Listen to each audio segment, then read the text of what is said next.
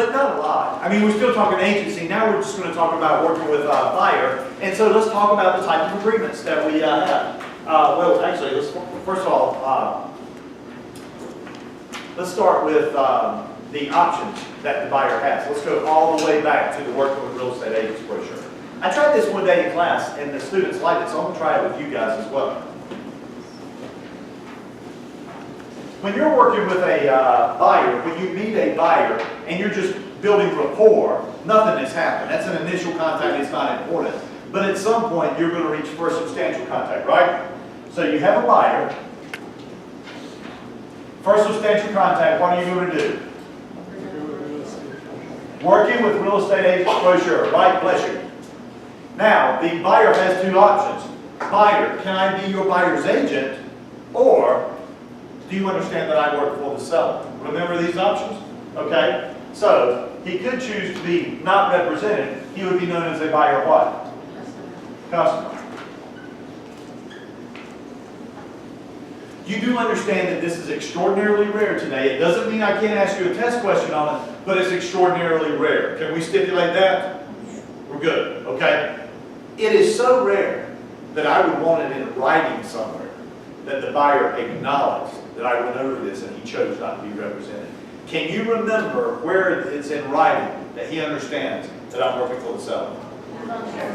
It's on the last page of the Working with Real Estate Agents brochure. Disclosure of seller sub-agency. Buyer, will you initial here? Will you sign the back page? Will you initial here? Saying that you understand I work for the seller. Okay? Boom, you're in good shape. Now, the buyer also has the option, he could go and accept buyer agency, right? But with buyer agency, he has two options. The buyer could choose to have oral buyer agency. Hey Daniel, I like you, I want you to be my agent, but I'm not ready to sign anything yet, right? Is that a legitimate position to be in North Carolina when we're working with the buyer? Yes. It absolutely is. If you're under oral buyer agency agreement, who do you work for? If you're an oral buyer agency agreement, you work for the buyer. It's oral, but you work for the buyer. Is it an expressed contract? Yes. It's expressed, it's just not in writing. It has to be reduced to writing at some point, which we will get to in just a moment. Or the buyer could say, hey, I'm ready to go ahead and enter into a written, more importantly, exclusive agreement. Okay? Do you understand that oral buyer agency cannot be exclusive? They can walk away anytime that they choose to. You with me? Written, they have agreed, you are my exclusive agent. Technically, we have a written, non-exclusive agency agreement, but having said that, it's really not even better than oral buyer agency, to be honest with you. So, I mean, we have it. Written exclusive, that's what we want. Okay, now, let's look what's going to happen. You're working with this buyer, you can show them any house, and you are acting as their agent. However, what's going to happen when this guy right here gets ready to write an offer and you're under an oral buyer agency agreement? What needs to happen first? You reduce the buyer agency agreement to writing, and then you can write the offer to purchase, right? But if they were under a written agreement, when they say, I'm ready to write an offer, what could you do? You can write the offer. Okay. Hopefully by this point, you understand what I mean by these doors of decision that the buyer has to make, and you understand your what you have in writing that shows that you have fulfilled your obligation as an agent. Working Real Estate Agents brochure, buyer agency agreement, offer to purchase. Okay? Yeah. And if they say that they still don't want to sign, can you not? Right here, I'm sorry, right here. They're under an oral agreement. Okay. And they say, no, I don't want to sign. Yeah. So Erica says, I've been working with this person under an oral buyer agency agreement. It's now time to write the offer. And they say, I still don't want to sign the buyer agency agreement. Can you make the offer for them? No. You absolutely cannot. You do not have the agency capacity to make the offer. If you accidentally wrote it up first and then said, oh crap, I forgot we have to do the buyer agency agreement, and they refuse to sign it, you can't even deliver the offer that you wrote. Okay? Could you switch to seller sub-agency at this point? Could an agent switch? If they refuse to sign the buyer agency agreement, could you switch to seller sub-agency? Okay, it's legal, but let's talk about how impractical this is. Whose permission are you going to need to switch to seller sub-agency? The sellers, but also whose? The buyer. The buyer. But also the buyer. Let's see how that's going to work. Buyer, if you won't let me be your buyer's agent, can I be the seller sub-agent in this particular case? And the buyer said, well, what does that mean? Well, it means I have to tell them everything I know about you. Okay? What's the buyer going to say? Hey, no, I'm not going to let you do that. Fortunately, this is rare, but it can happen. Having said that, that's one of the reasons I tell agents, get your written buyer agency earlier rather than later. I don't think that this is something that happens on a regular occasion, but you can prevent it by getting it earlier rather than later. Good question, good question. Okay? Doors of decision by the buyer, and we have forms for that. Whichever one you need, we have a way of you documenting this. And then we spent time talking about dual agency. Do you remember this from an earlier conversation? Is oral dual agency ever legal in North Carolina? I'll pretend, Erica, that you were having a spasm there, because I know you know the answer to this question.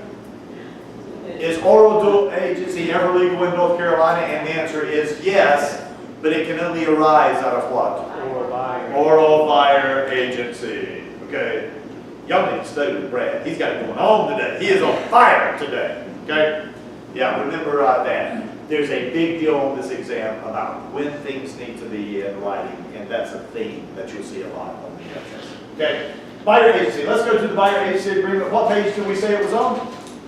202. It's on page 202. Let's go over this a little quicker than we did the listing agreement. How are we doing on time? Great. We can knock this out before we break.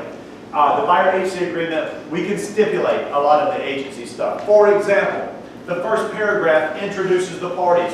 Who are the parties to the buyer agency agreement? The buyer and the firm. The buyer and the firm are the parties to the agency agreement. We then ask the question. We ask the buyer a question. The question we're asking the buyer, you see come up in the next little provision there. Hey, buyer, have you seen any other homes? Have you worked with any other agents? Why are we asking the buyer this question? See if they have oral. Yeah, we're trying to find out if this is actually more of a realtor issue than a real estate commission issue. Do you remember me saying that you cannot solicit the exclusive clients of other agents? So basically, I'm going to ask the buyer this question. Hey, are you working with anybody else? And they said, well, I've gone out a couple of times with another agent. Have you signed anything with another agent? Aren't those two entirely different questions? Because if they're working with another agent but they haven't signed anything, can I pursue them? Yes. But if they've signed, could you show me what you signed? That way I know whether I can pursue you or not, okay? So that's why we're asking them this question. Look at the next paragraph where it starts talking about the type of property. Is everybody see where I am? Yeah. Type of property. Okay. I want you to look at that sentence and you just simply answer the question for me. We'll make it short. Is it possible for a buyer to have multiple exclusive agents? That sounds weird, doesn't it? Could a buyer have multiple exclusive agents? If your answer is yes, I would like for you to explain that to me. Who wants to be bold? It says residential or commercial, if you're trying to invest in a commercial property, but you have a separate agent for buying a residential property. Which would actually probably be prudent. If you're working with if you're looking for a commercial property and a residential property, you're probably going to need two separate agents. I'm not saying that an agent couldn't legally do both. I'm telling you that agents don't typically do both. Most commercial agents do commercial, most residential do residential, and that's usually the case. If you were to have two different exclusive buyer agency agreements, but it was the same type of property, like let's say you're like, I want this to be my primary residence, but I'm going to buy another residential and rent it out. Yeah. Can you do that? You can do whatever you want to as long as you can explain it in that spot right there. Let me give you a more simple version of that. Could you have two exclusive residential agents? Well, notice it talks to you about location, for example, or property type. It may be possible that someone is being transferred here with IBM, okay? They're either going to be located in Raleigh or in Greensboro. Could one agent legally show them property in both locations? Yeah, if your license is a North Carolina license, you could legally do it. It's kind of impractical, though, to be honest with you. If I were that buyer, I would have an exclusive agent in Raleigh and a different exclusive agent in Greensboro, okay? And Morgan, the way you set it up, there's nothing wrong with having a different one for different property types. Maybe this agent's really good at investment property and this one's very good at residential. Spell it out there and it should be easy to explain. So for type of property, B, other, you can really just put anything there. anything. Absolutely. Okay. Absolutely. Okay. The effect of this agreement is that I'm acting as your buyer agent. That's simple enough. Look at the next paragraph. Duration of our agency. It's going to start on this date. It's going to end on this date. Why is that paragraph in there? Why? Because it's a rule. Man, you guys are catching. Y'all are getting strong now. That's exactly where I want you on this. Duration of agency has to be in there. I will tell you, in this contract, you probably are going to want to study the compensation paragraph. That's where you're going to spend most of your time, okay? Do you have to follow up after the Say again, I'm sorry. Do you have to follow up with the client after it expires? The end date, say, hey, what we're going to do, or we're going to application? Yeah, absolutely. If you have not completed, well, let me rephrase it. If they're not under contract at the time of the expiration and you want to continue to do business with them, you're going to either have to do a new contract or extend this. And we have paperwork for this. So you have to follow up at the end of the contract, say, hey, you want to do it, or you don't want to do it? Or you don't have to. No, you have to. It terminates at midnight. You don't have to. Clearly, from a PR standpoint, you will, okay? And another thing that happens occasionally is that you go under contract and the contract hasn't closed by the end of the agency agreement. Typically speaking, agents, once you're under contract, you will continue to work as their agent through the completion of the contract, okay? So if you get them under contract during the term, yeah, you're their agent until the end is what it amounts to. You said that the closing is going to transpire after that contract. You don't have to. You could, especially if it's a new home. And let's say, for example, what's this? We're in March right now, and so my contract expires with the buyer at the end of March, and we just bought a new home together, which is not going to close until November.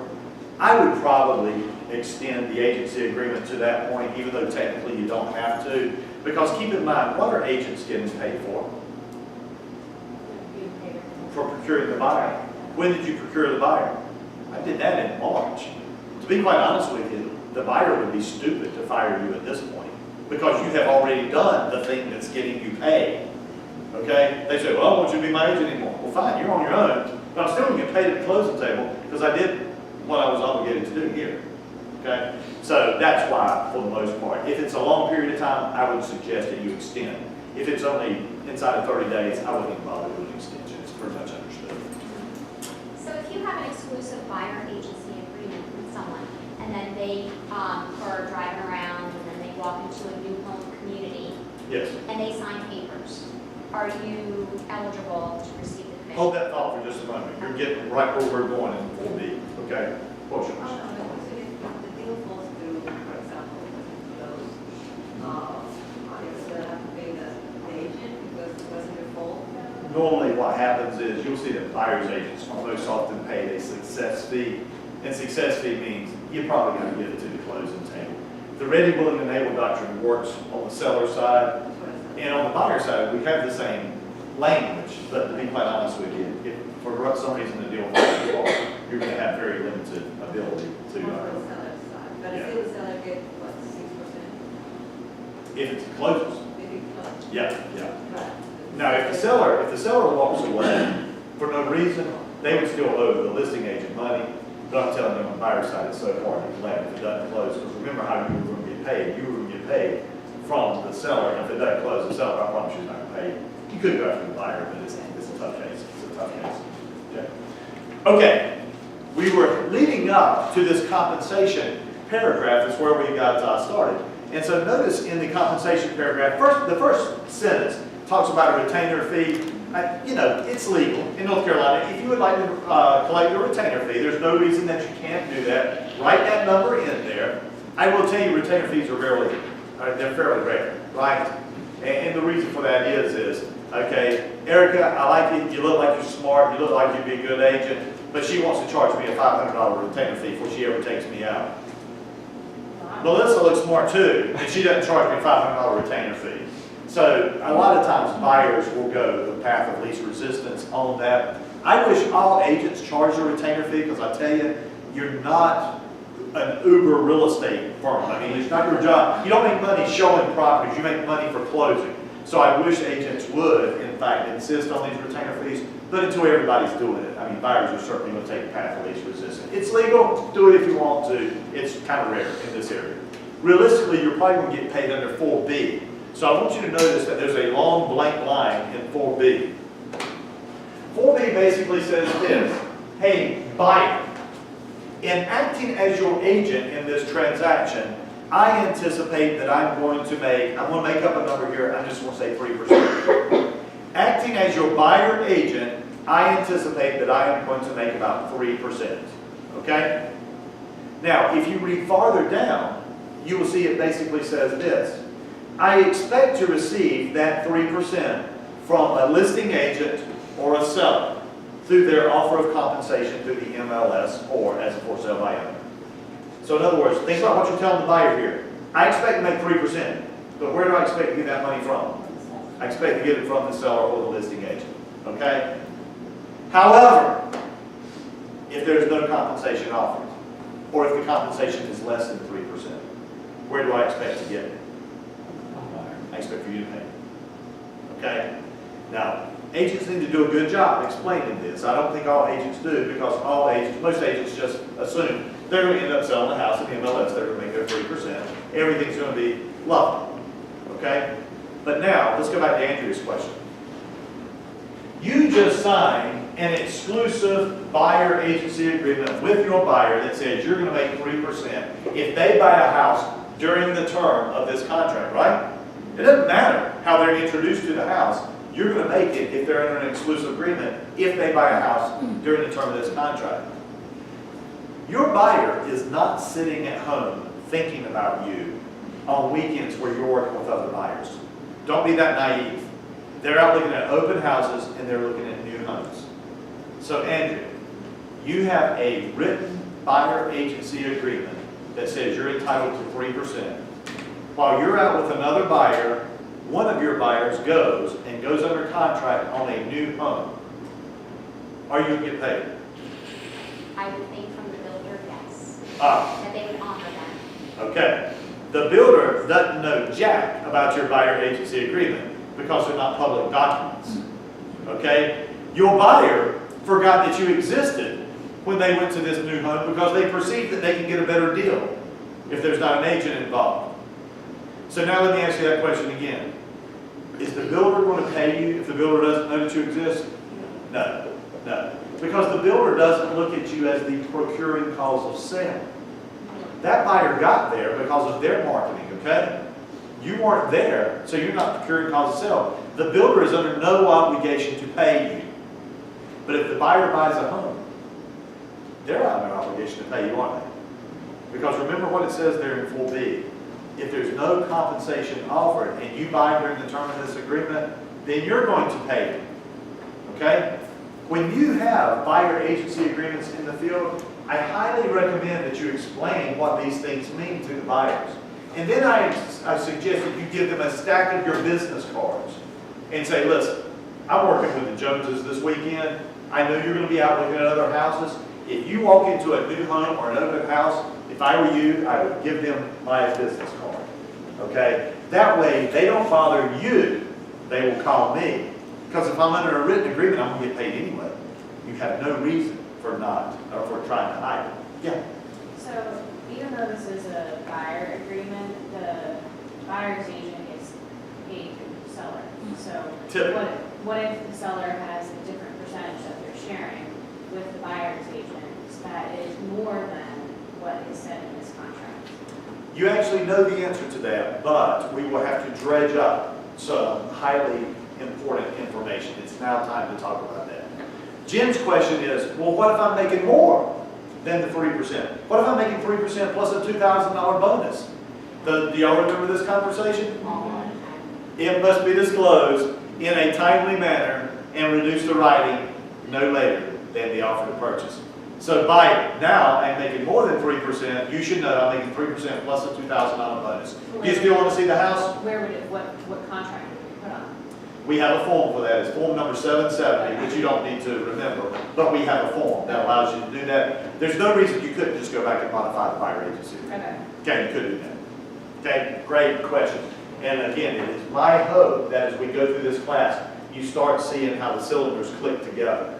Okay, how do I know how much I'm going to get paid? The buyer agency agreement tells how much I expect to make. Where am I going to get it? Typically from the seller. However, buyer, you need to be aware that if in fact there's no compensation offered, or if it's less than what we put in this agreement, I expect you to pay me the difference.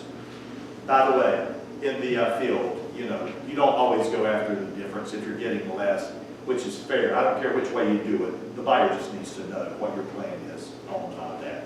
Okay? Andrea, let me switch one more thing and I'll come back to you over here. What if you had been under an oral buyer agency agreement and your buyer goes and buys a new home without you? Now you're SOL because the builder's certainly not going to pay you, and now the buyer's under no obligation to pay you as well. And that's why I like written buyer agency agreements earlier rather than later. And listen, I'm not trying to screw somebody with these written buyer agency agreements. I'm trying to make them understand the concept of loyalty.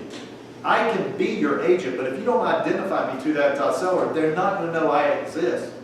Why should I identify you? Because you're going to want an advocate on your side as you're going through these next 6 or 8 months dealing with these new home builders. I have no reason to believe they're going to try to cheat you, but they're not going to try to act in your best interest as I would.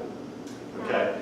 Is it fair to say that I understand the concept of the oral buyer agency because they don't know you, they need to get a feel for if you're a right fit for one another, but a reasonable amount of time, if you take them out, I would think, and tell me your thoughts, one time, you see what your rapport is, and if they trust you and you feel comfortable with them, if they're not going to sign something, I'm not sure I would waste my time, my gas, my miles on Yeah, that's a business decision, and I think it's healthy from the standpoint of people coming from other sales backgrounds where they're used to having that closing conversation.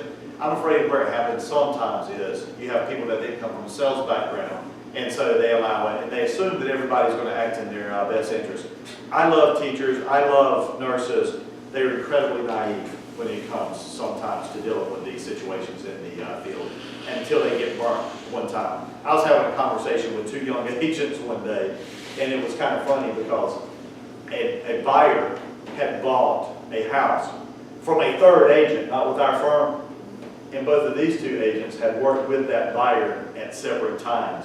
And they're sitting there complaining. Both of them are complaining. I'm listening to the conversation. I'm like, do y'all understand you're talking about the same person? Okay? Neither of you had a written buyer agency agreement, but that agent with ABC did. And now you see who's going to get paid.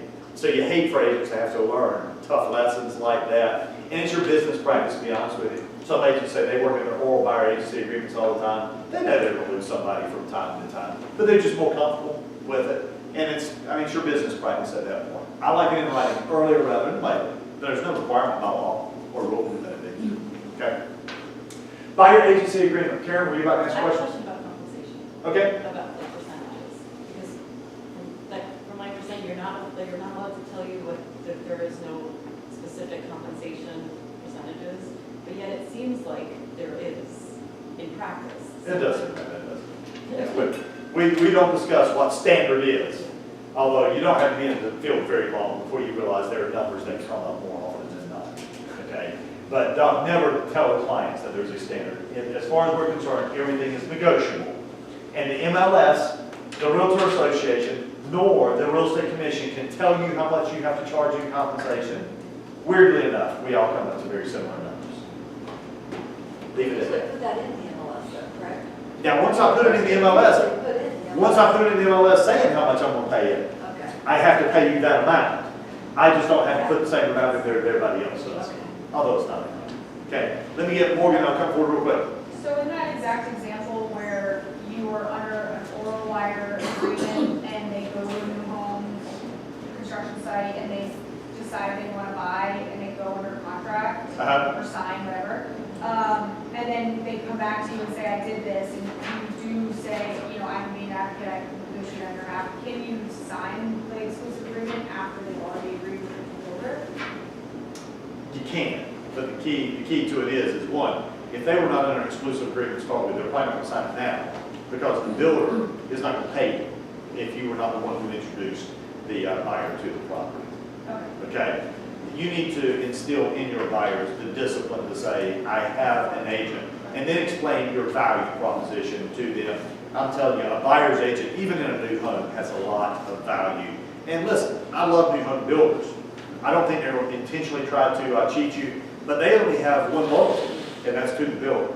Okay? So it's nice sometimes to have a buyer agent advocate. If you explain this to your clients and give them a stack of your business cards, they should, when they go on site, they should register you, give that builder the card, and then I promise you that builder will absolutely recognize you if they'll do that. Okay? Who had their other hand up? Evan. Okay, so then we were talking about if there were any changes, say, when you procure them to the seller of property like that, their agreement has a bonus in it. You were saying that you can just make a revision to the original contract and initial it? And you don't have to. That would be a possibility, absolutely. You could just, you could re-adopt the buyer agency agreement. We have a separate form, you don't have to use it, you can just do that and have all the parties initially. Okay? All right, let me tell you what the two things I told you that were important right here are, just to recap, then we'll take our break. We'll come back, we'll finish this very quickly after lunch, we'll be right on to a new chapter. This part about buyer agent compensation, you put in there how much you expect to receive. I know that you expect to receive it from the seller, but if there's no compensation offered, you're telling the buyer right here, I expect to be paid by you. And then the other thing that was brought up was the part about the additional compensation. It's actually Rule 109. I know you don't remember it as Rule 109, but as you're reading Appendix A, you will run across Rule 109 and some fantastic examples. If you're receiving more compensation than what you had told the buyer you were getting, you will disclose it in a timely manner. You will reduce it to writing no later than the offer to purchase. And remember that rule. And I will beat that up again a little bit this afternoon and also on Friday morning. Okay, I have it, it's lunchtime. I have it, it's 12:30. So let's go ahead. We'll take about 40